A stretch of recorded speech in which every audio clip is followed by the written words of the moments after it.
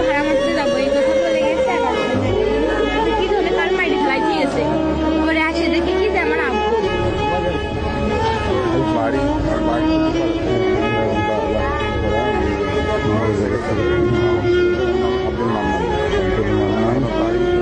আলিমুল্লাহ ছেলে, ওর নাম জানো কি? আব্দুল মান্নান। আলিমুল্লাহ ছিল আমাদের টুপি পড়া মাগুরা জেলার শ্রীপুর উপজেলায়